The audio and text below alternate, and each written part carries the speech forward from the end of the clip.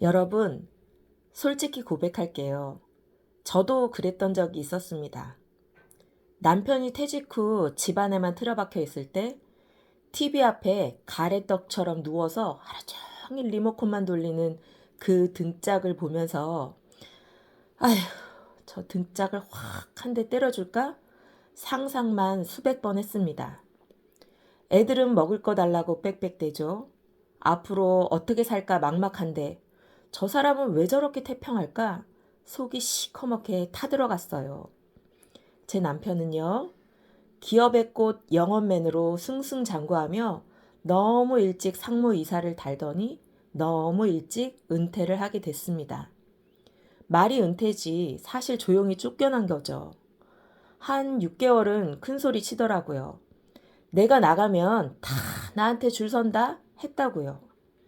그런데 그 줄 선다는 사람들은 점점 남편의 전화를 피하는 눈치였고, 그렇게 남편은 3년간 놀게 됐습니다.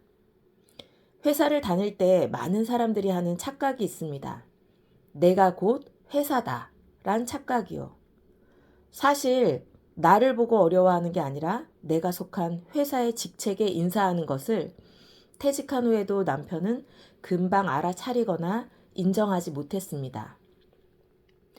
요즘 저와 비슷한 사례로 저에게 상담을 하시는 분들이 많아지고 있어서 안타깝습니다.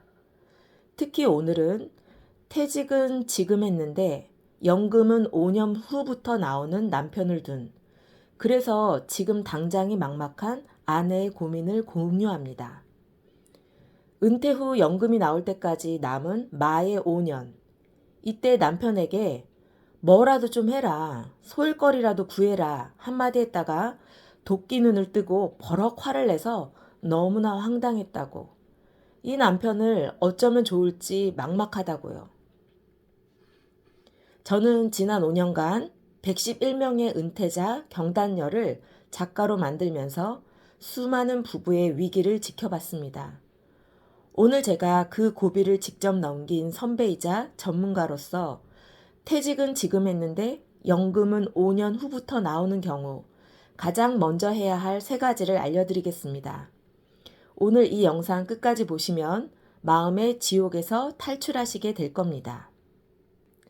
첫 번째 단계는요, 남편에게 시간을 허락하는 겁니다. 아니, 지금 당장 돈이 없는데 무슨 소리야? 라고 화가 나실 수도 있어요.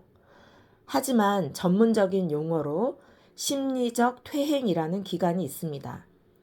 30년 넘게 직함으로 불리며 조직의 부속품으로 살았던 사람이 하루아침에 실직을 하면요, 뇌는 이걸 거대한 재난으로 인식합니다. 지금 남편은 게으른 게 아니라 자기 정체성이 무너져서 재난을 수습하고 있는 중이에요. 이때 아내가 누구는 경비라도 나간다더라, 뭐라도 좀 벌어와라 라고 압박하면요, 남편의 자존심은 폭발합니다. 전쟁이 시작되는 거죠. 당분간 남편이 자기 자리를 찾도록 가만히 두세요. 이 심리적 유예 기간을 인정해 주는 것만으로도 부부관계 파국의 80%는 막을 수 있습니다. 두 번째는 가장 현실적인 이야기입니다. 돈을 벌어오는 공격이 안 되면 돈을 지키는 수비부터 해야 합니다. 은퇴 후에 가장 위험한 게 뭔지 아세요? 바로 남편의 체면 비용입니다.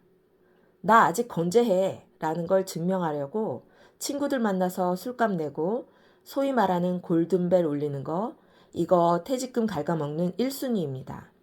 더 무서운 건 은퇴자들 돈 벌게 해주겠다는 사기성 투자 계약입니다.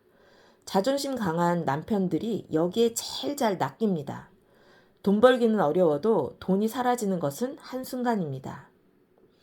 그래서 지금 당장 지출 다이어트를 시작해야 합니다. 소리 없이 계속 나가는 돈을 체크하세요. 그 중에서 제가 제일 먼저 했던 일은 소리 없이 계속 나가는 보험료 단속하기였어요. 보험도 리모델링이 가능합니다. 그래서 저는 보험 혜택은 그대로 유지하면서 보험료를 줄일 방법을 찾아봤습니다. 만기 시 환급되는 적립시 원금을 최대한 줄였더니 보험료가 줄었고, 중복되는 보험은 하나로 정리했고 만기 전에 몇백만 원의 현금을 꺼낼 수 있는 보험도 있었습니다. 이렇게 해서 저는 2천만 원 이상의 현금을 만들었습니다. 잊지 마세요.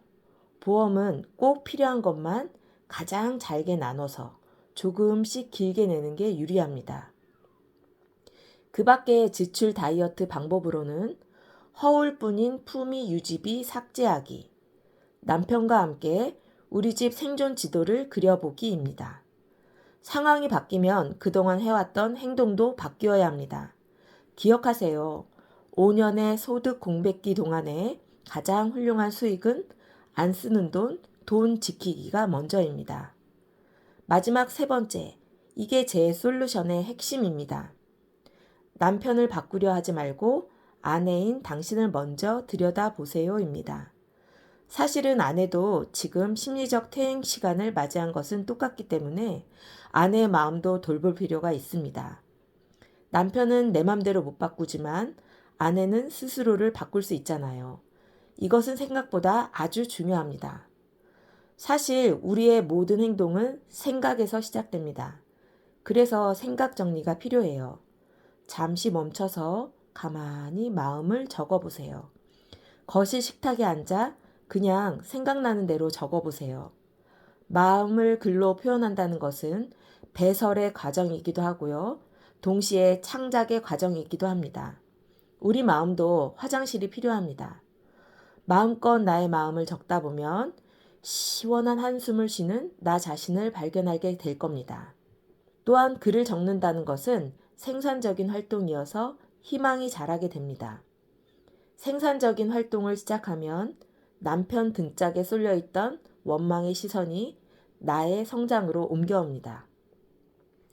정말 가까운 친구들이 아파할 때 저는 항상 같은 말을 합니다.